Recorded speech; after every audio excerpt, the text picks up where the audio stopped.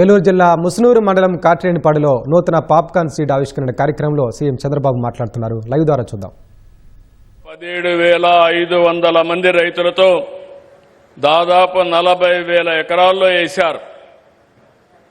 11 సంవత్సరాల్లో 8 రాష్ట్రాలకు వెళ్లారు. ఇది మామూలు చిన్న విషయం కాదు.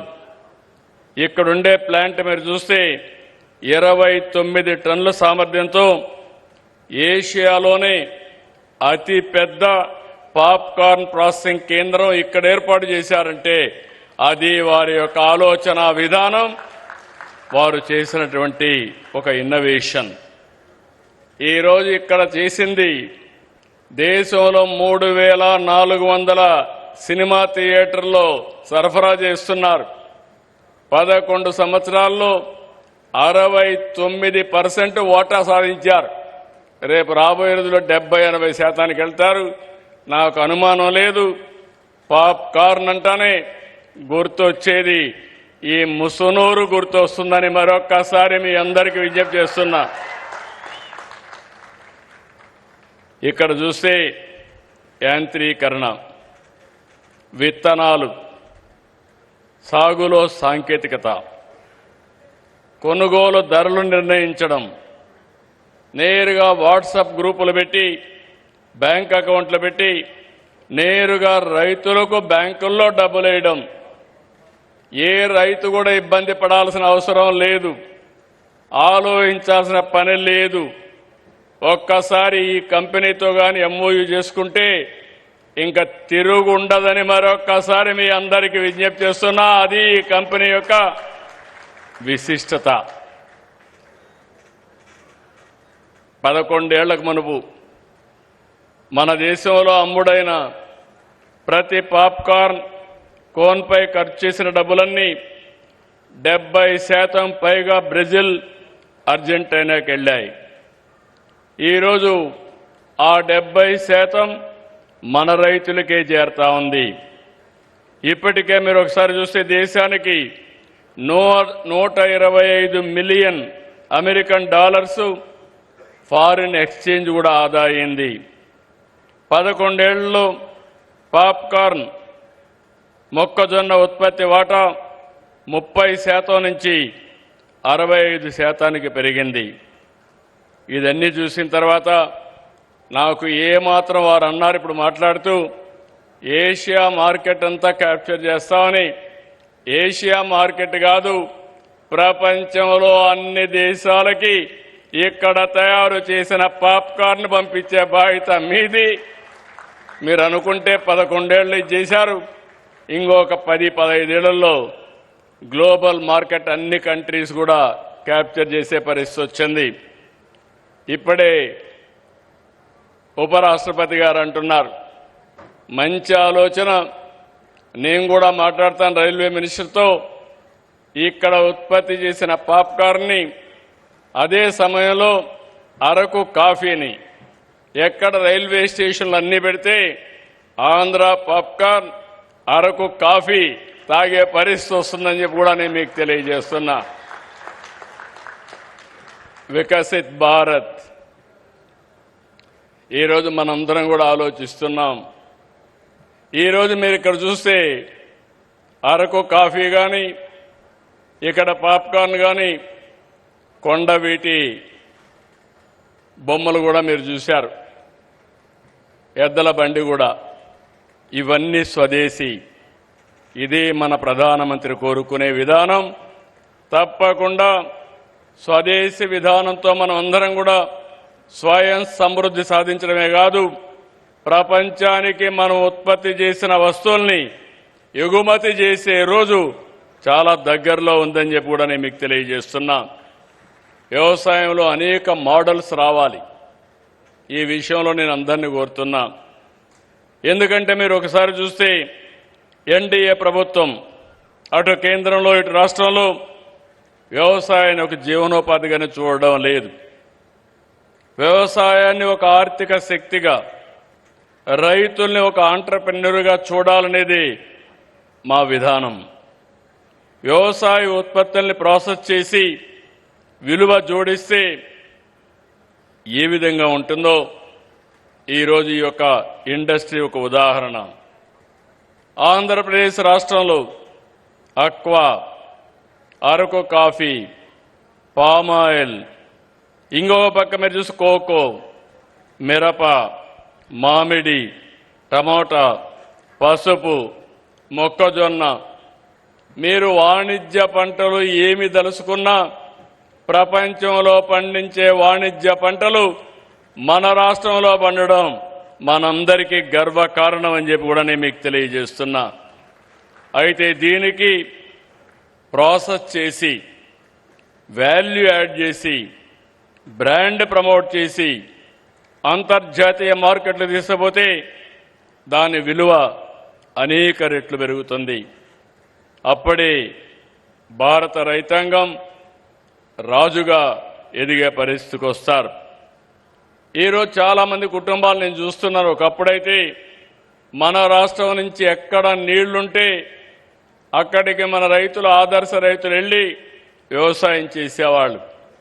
ఇప్పుడు నేను పిలిపిస్తున్నాను, ప్రతి ఒక్క రైతు కుటుంబం ఆలోచించాలి. మీరంతా ఫుడ్ ప్రాసెసింగ్ రావాలి, ఎండ్ టు ఎండ్ సొల్యూషన్ ఇవ్వాలి. ఈరోజు ఇక్కడ చూస్తే ఈ కంపెనీ చేసింది, ఒకసారి అగ్రిమెంట్ చేసిన తర్వాత మెకనైజేషన్ కానీ, ట్రేసబిలిటీ కానీ, ప్రాసెసింగ్ కానీ, బ్రాండ్ ప్రమోషన్ కానీ చాలా పర్ఫెక్ట్గా చేశారు. ఇది భారతదేశంలో, ముఖ్యంగా మన రాష్ట్రంలో ఇది ఎక్కువ రావాలని చెప్పి కోరుకుంటున్నా. నేను ఎక్కువ ఫుడ్ ప్రాసెసింగ్ ఎక్కువ ఇంపార్టెన్స్ ఇస్తున్నాను. ఈరోజు మనమంతా కూడా ప్రపంచానికి అక్వా, ప్రాన్స్ కానీ, చేపలు కానీ, రొయ్యలు కానీ ఇవన్నీ ఎగుమతి చేస్తున్నాం. కానీ 10% మనం ప్రాసెస్ చేస్తున్నాం. ఈ 10% కానీ 50, 60, 70 తీసుకెళ్తే ఉపాధి వస్తుంది, వాల్యూ అడిషన్ వస్తుంది, ఫారిన్ ఎక్స్చేంజ్ కూడా పెరిగే అవకాశం ఉంటుందని చెప్పి కూడా నేను మీకు తెలియజేస్తున్నాను. అందుకే యువతకు పిలిపిస్తున్నాను. ఆంధ్ర అనగానే టెక్నాలజీలో ముందున్నాం. ఒకప్పుడు ఐటీ, ఇప్పుడు ఏఐ. ఆ పరిస్థితిలో ఉన్నప్పుడు మీరు వ్యవసాయ రంగాన్ని జోడించి ఫుడ్ ప్రాసెసింగ్కి వస్తే ఆకాశమే హద్దుగా ఎదిగే పరిస్థితి వస్తుందని చెప్పి కూడా నేను మీకు తెలియజేస్తున్నా. అందుకే ఈ ప్రాజెక్ట్ని చూస్తే ఫార్వర్డ్ బ్యాక్వర్డ్ ఇంటిగ్రేషన్, పొలం నుంచి వినియోగదారుడి వరకు ట్రేసబిలిటీ పెట్టారు. ఎక్కడికక్కడ మూమెంట్ కూడా మానిటర్ చేసే పరిస్థితికి వచ్చారు. ఇలాంటివి చూసినప్పుడు నేను అందుకే మీ అందరికీ ఒకటే విజ్ఞప్తి చేస్తున్నా. ఆంధ్రప్రదేశ్ ఈరోజు నేను చాలాసార్లు చెప్పాను, ఈరోజు టెక్నాలజీ, నాలెడ్జ్ ఉంది, ఇన్స్పైరింగ్ టైంలో ఉన్నాం. నేను 1 ఫ్యామిలీ 1 ఆంటర్‌ప్రెన్యూర్ అన్నాను. అంటే ప్రతి ఒక్క కుటుంబంలో ఒక పారిశ్రామికవేత్త రావాలనేది నా ఉద్దేశం. ఆ పారిశ్రామికవేత్త కూడా ఏదో ఇక్కడ చేయడమే కాదు, మనం పండించిన లేకపోతే మనం ఉత్పత్తి చేసినటువంటి ప్రోడక్ట్ని గ్లోబల్ ప్రోడక్ట్గా చేయాల్సిన అవసరం ఉంది. ఆ దిశగానే ఈరోజు మన వాళ్ళు చేశారు. చాలా సంతోషం. దీనికి మరొక్కసారి మనస్ఫూర్తిగా అభినందిస్తూ, ఒక్క విషయం మనం గుర్తుపెట్టుకోవాలి, ఆహారపు అలవాట్లు మారాయి. దానికి అనుగుణంగా పంటలు సాగు కూడా మారాలి. ఒకప్పుడు వరిని పండించేవాళ్ళం, ఇప్పుడు బియ్యం తినే తగ్గించారు. కార్బోహైడ్రేట్స్ తగ్గించి ప్రోటీన్ కానీ, ఫ్రూట్ కానీ ఇలాంటి ఫుడ్కు పోయే పరిస్థితికి వచ్చారు. అందుకే మనం కూడా రాబోయే రోజుల్లో ఇక్కడ చూశాను నేను, ఇప్పుడు వస్తా ఉంటే చూస్తే నూజివీడు ప్రాంతం అంతా కూడా ఎంత కళకళలాడుతూ ఉందంటే ఎక్కడ చూసినా పామాయిల్, హార్టికల్చర్, అదే మాదిరిగా కోకో, ఇవన్నీ చూసినప్పుడు చాలా ఆనందంగా ఉంది. ఒకప్పుడు మచిలీపట్నం ఏరియాను చూస్తే ఇక్కడ రైతాంగం బాధపడేవాళ్ళు. ఇప్పుడు ఈ ప్రాంతం రైతాంగాన్ని చూసి మచిలీపట్నం, కృష్ణా డెల్టా రైతాంగం ఆలోచించే పరిస్థితికి వచ్చిందంటే అది మార్పులో వచ్చిన విధానం. ఆ విషయం మనం గుర్తుపెట్టుకోవాలి. ఈరోజు రాష్ట్రంలో అక్వాకల్చర్ని, హార్టికల్చర్ని, వాణిజ్య పంటల్ని పండిస్తున్నాం. ఒకప్పుడు రాయలసీమ కరువు సీమ, ఇప్పుడు రాయలసీమలో సిరులు పండించే పరిస్థితికి వచ్చాం. ఇంకో పక్క ఈరోజు మీరు చూస్తే దీని మీద పెద్ద ఎత్తున నేను ఎప్పుడూ మాట్లాడుతున్నాను. రాబోయే రోజుల్లో 20-30 సంవత్సరాల్లో ఎలాంటి పంటలు ఉండాలి, ఎలాంటి ఆర్థిక వ్యవస్థ ఉండాలి, దేనికి భవిష్యత్తు ఉంటుందో ఎప్పటికప్పుడు మాట్లాడుతూ మాటల్లోనే కాదు యాక్షన్లో కూడా చేయడం కోసం రాయలసీమని ప్రపంచానికే ఒక హార్టికల్చర్ హబ్గా తయారు చేస్తున్నాం. సెప్టెంబర్లో 1,00,000 కోట్ల రూపాయలు ఖర్చు పెట్టే ప్రాజెక్ట్ని ప్రారంభిస్తున్నాం. 40,000 కోట్ల రూపాయల ప్రభుత్వం, 60,000 కోట్ల రూపాయల ప్రైవేట్ ఇన్వెస్ట్మెంట్తో ప్రపంచం మొత్తం గర్వించే విధంగా, ప్రపంచానికి సరఫరా చేసే విధంగా గ్లోబల్ హార్టికల్చర్ హబ్ను తయారు చేస్తున్నాం. వచ్చే 3 ఏళ్లలో 36 సాగునీటి ప్రాజెక్టుల్ని 35,000 కోట్ల రూపాయలు ఖర్చు పెట్టి పూర్తి చేస్తున్నాం. నీళ్లుంటే రాయలసీమ ఒక ఉదాహరణ ఏ విధంగా మారిందో. అదే సందర్భంగా ఈ ప్రాజెక్టులన్నీ మీరే చూశారు. ఇక్కడ ఒకప్పుడు గోదావరి నీళ్లు సముద్రంలోకి పోయేటివి. 12 ఏళ్లకు మునుపు పట్టి సీమ ద్వారా గోదావరి నీళ్లు కృష్ణా డెల్టాకు తీసుకొస్తే ఈ సంవత్సరం ఎల్నినో ప్రాబ్లం ఉన్నా గోదావరి నీళ్ల వల్ల కొంతవరకు కృష్ణా రైతాంగాన్ని కాపాడామంటే అది ఈ ప్రభుత్వం యొక్క దూరదృష్టిని మరొకసారి మీ అందరికీ విజ్ఞప్తి చేస్తున్నా. ఇక్కడికి వచ్చినప్పుడు మీ అందరికీ నేను విజ్ఞప్తి చేస్తున్నాను, చింతలపూడి లిఫ్ట్ ఇరిగేషన్ వస్తే నూజివీడు భవిష్యత్తే మారిపోతుంది. తప్పకుండా కొన్ని లీగల్ ఇబ్బందులు ఉన్నాయి, అన్ని అధిగమిస్తున్నాం. తొందరలోనే ప్రారంభించి ఈ 2-3 ఏళ్లలోనే పూర్తి చేసి జాతికి అంకితం చేస్తామని చెప్పి కూడా నేను మీకు తెలియజేస్తున్నా. ఈరోజు 3 దశాబ్దాలు వెలుగొండ, ప్రకాశం జిల్లాలో మార్కాపురం ప్రాంతం, ఇప్పుడు మార్కాపురం జిల్లా. అక్కడ మీరు చూస్తే నేనే 3/5/96లో ఫౌండేషన్ వేసి ఈ ఆగస్టు నెలలో 31వ తారీఖున మొదటి విడత పూర్తి చేసి జాతికి అంకితం చేస్తున్నామంటే అది ఈ ప్రభుత్వం యొక్క పట్టుదల. అదే మరి అన్ని ప్రాజెక్టులు పూర్తి చేయడానికి ముందుకు పోతున్నాం. ఈ నెలే పోలవరం నుంచి ఎడమ కాలువ ద్వారా ఉత్తరాంధ్ర సుజల స్రవంతిలో అనకాపల్లికి నీళ్లు చేసిపోయే పరిస్థితి తీసుకొస్తున్నాం. ఇవన్నీ కూడా భవిష్యత్తులో నా ఉద్దేశం ఒకటి, ఎప్పుడు కరువు వచ్చినా కరువును ఎదుర్కొనే విధంగా వాటర్ సెక్యూరిటీ ఉండాల్సిన అవసరం ఉంది. ఈ సంవత్సరం మనం చూస్తున్నాం ఎల్నినో సమస్య పెద్ద సమస్యగా మారింది. వర్షాకాలం దాదాపుగా పూర్తయ్యే పరిస్థితికి వచ్చాం, కానీ 52% వర్షపాతం లోటుగా ఉంది. ఎక్కడ చూసినా వర్షాభావం ఉంది. అయితే ఈరోజు మనందరం ఏదైతే ప్రకృతి సేద్యం ద్వారా ఆల్టర్నేటివ్ క్రాప్లు కూడా పోయే పరిస్థితికి వచ్చాం. పప్పు ధాన్యాలు కానీ చిరుధాన్యాలను ప్రోత్సహిస్తున్నాం. ఇది ఈ సమయంలో ప్రతి ఒక్క రైతు కూడా గుర్తుపెట్టుకోవాల్సిన అవసరం ఉంది. ఒక సంక్షోభాన్ని సవాలుగా తీసుకుని రైతాంగాన్ని అప్రమత్తం చేసి ప్రత్యామ్నాయ పంటలే కాకుండా మళ్ళీ ప్రతి ఒక్క రైతు కూడా భూమిని ఖాళీగా పెట్టకుండా ఏం చేయాలో గైడ్ చేసే పరిస్థితికి వస్తున్నాం. దీన్ని సద్వినియోగం చేసుకోవాల్సిన అవసరం రైతులపైన ఉందని చెప్పి కూడా నేను మీకు తెలియజేస్తున్నా. ఇవన్నీ మనం చేయగలిగితే తాత్కాలికంగా మనం సమస్యను ఎదుర్కోవడం, శాశ్వతంగా నీటి సమస్యను పరిష్కారం చేసి వాటర్ సెక్యూరిటీ తెచ్చుకోగలిగితే సమస్యల పరిష్కారం అవుతాయి. ఈ సందర్భంగా నేను ఉపరాష్ట్రపతి గారిని మనస్ఫూర్తిగా అభినందిస్తున్నా.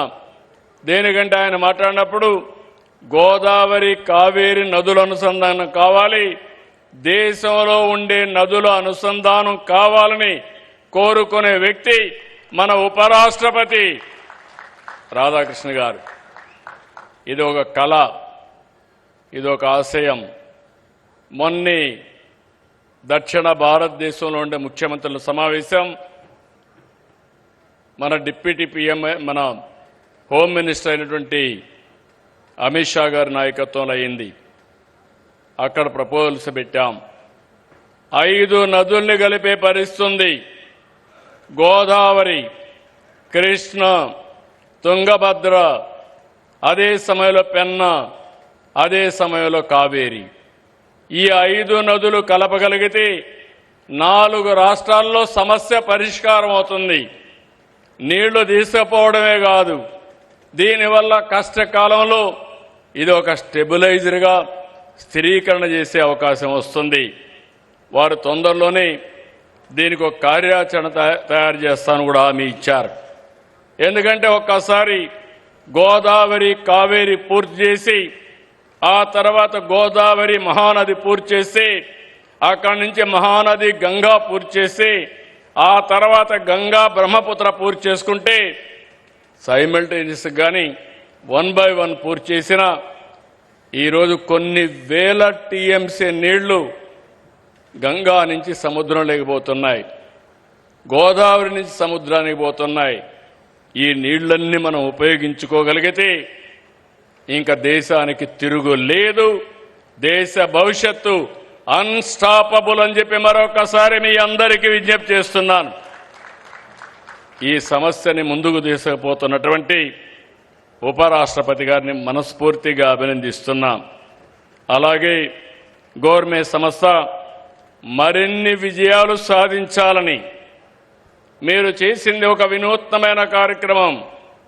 ఇది అవుట్ ఆఫ్ బాక్స్ థింకింగ్. దీనికి అభినందిస్తున్నాను. మీరు ఒక స్ఫూర్తినిచ్చారు. రాష్ట్రంలో ఉండి ఎవరైతే చదువుకున్న వ్యక్తులున్నారో ఆలోచనలు మారాలి. ఉద్యోగం వల్లనే ఆదాయం వస్తుంది కాకుండా మీరే 10 మందికి ఉద్యోగాలు ఇచ్చే పరిస్థితి రావాలన్న అభిమతం. మీరు చేసే ప్రతి ఒక్క పనికి ఈ ప్రభుత్వం పూర్తిగా సహకరిస్తుంది. భవిష్యత్ అంతా కూడా స్టార్టప్లు, ఇన్నోవేషన్, ఇంకో పక్కన పెద్ద ఎత్తున క్రియేటివిటీ అని చెప్పి తెలియజేసుకుంటూ అవన్నీ కలిపి స్ఫూర్తిని నింపినటువంటి పట్టాభిరామారావు గారిని, ఈ సంస్థ గోర్మే సంస్థని మనస్ఫూర్తిగా అభినందిస్తూ వన్స్ అగైన్ వారికి ధన్యవాదాలు తెలియజేసుకుంటూ, కంగ్రాచులేషన్ తెలియజేసుకుంటూ సెలవు తీసుకుంటున్నాను. ఇప్పుడు జై భారత్ గట్టిగా చెప్పాలి. జై భారత్, జై భారత్, జై తెలుగు తల్లి, జై తెలుగు తల్లి, జై హింద్.